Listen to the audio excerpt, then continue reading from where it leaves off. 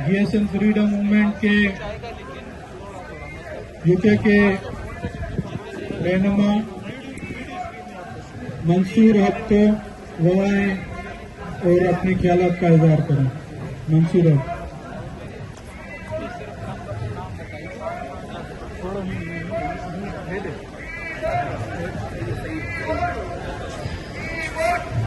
मेहरबानी सोहेल। तू चओ न पुछां, तू चओ न लुछां, पर तोखां हिकिड़ी ॻाल्हि पुछां। तू चओ न लुछां, तू चओ न पुछां, पर तोखां हिकिड़ी ॻाल्हि पुछां। तू कंहिं कंहिंखे ख़ामोश कंदे ऐलान हज़ारे मान रुगो। आऊं थोराइतो आहियां सभिनि दोस्तनि जो जेके भी हिन सॉरी ये मेरी मादरी जबान है सिंधी, जिससे मुझे इतनी ज्यादा मोहब्बत है कि वालेहाना निकल जाती है मेरी जबान से वो बात। अच्छा माशाल्लाह। मैं मशहूर हूँ आप सब दोस्तों का। अब नाम में किन किन के लोग सब मेरी आंखों के तारे हैं। आप सबका मशहूर हूँ मैं कि आप आए इस हमारे एक आवाज पे। आपने असल में ये हम सबका एक ही दर्द है। सिंधी, बलोच, पश्तून, कश्मीरी, बल्ती, जो भी मिसिंग पर्सन्स है वो हमारे कौमी असासा है। वो मिसिंग पर्सन्स क्यों है? वो इसलिए मिस हुए हैं क्योंकि वो सोचते हैं धरती के लिए, लोगों के लिए, हमारे लिए सोचते हैं, हमारे मुस्तकबिल के लिए सोचते हैं। वो सोचते हैं कि हमारे साथ जो नाजायजियां हो रही है, हमारे वसाइल, हमारी धरती हमसे छीनी जा रही है, हमारा दरिया हमसे छीना जा रहा है, तो उन लोगों को उठा के गुम किया जाता है। जवाब सिर्फ इतना है कि जो लुटेरे हमारे ऊपर बैठे हुए हैं, जिन्होंने हमें इस्लाम के नाम पे, जिन्होंने हमें दीन के नाम पे धोखा दिया।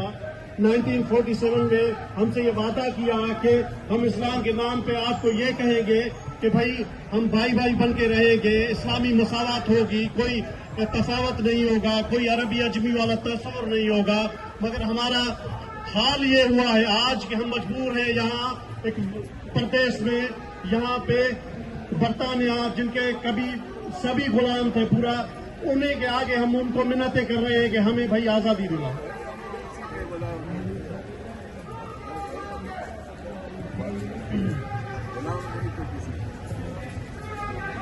हम जो खित्ते अगर डिस्क्राइब किए जाए तो पंजाब का खिता जो है वो तो सिखों के हिस्से में था उस वक्त भी। सिंध और बलोचिस्तान अलग से अपनी हैसियत में बरकरार थे, जबकि कंपनी जो ये व्यापार करने के बहाने जो हमारे दोस्त अंग्रेज लोग आए वहां पे और उन्होंने आके कब्जा किया और मामला आगे बढ़ाए। फिर वो कुछ वक्त वो चला सिलसिला।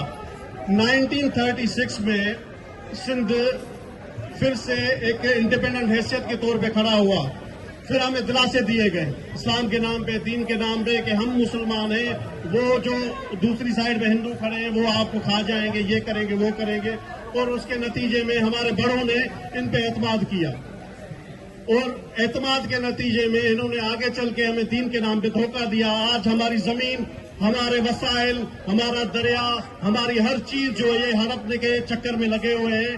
कारपोरेट फार्मिंग स्टार्ट कर दिया, हमारी जमीनें छीन के और अपने वर्दी वालों को दे के उनके थ्रू अपने धंधे कारोबार चला रहे हैं। कौन सी ऐसी चीज है? पेट्रोल पंप से लेकर कपड़ों से लेकर शादी वालों से लेकर हर चीज ये चला रहे हैं। आम बंदे का कारोबार, आम बंदे की रोजी रोटी सब छीन के ये सब फौजियों के हाथ में दे दिए। उस हाल में अगर कोई बुलंद आवाज ये कह दे कि हमें अपना हक दो, हमें हमारी जान छोड़ो, हमें आजादी दो, हमें अपनी जमीन पे आजादी से रहने दो, तो उसको उठा के गुम कर देते हैं। बलोचिस्तान में 25,000 से ऊपर लोग जो है वो मिसिंग है। और उसके अलावा सिंध में अगर देखा जाए तो सिंध में 500 से ऊपर तकरीबन मिसिंग से। हम दिन ब दिन इन चीजों को बर्दाश्त करते करते इस हद तक आगे पहुंचे हैं कि वहां पे हमारे बच्चे, हमारे जो कौमी कारकुनान हैं वो रोडों पे है, वो रस्तों पे है, वो चिल्ला इसलिए रहे हैं क्योंकि हमारे बंदे हमें वापस नहीं मिल रहे। 10-10 साल हो गए, 15-15 साल हो गए, बंदे वापस नहीं मिल रहे। वो गुम है, वो मर गए, घर वालों तक को नहीं पता।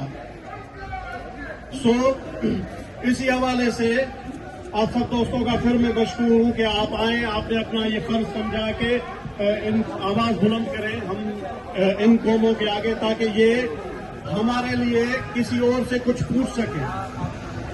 आप सबकी मेहरबानी। जी सर।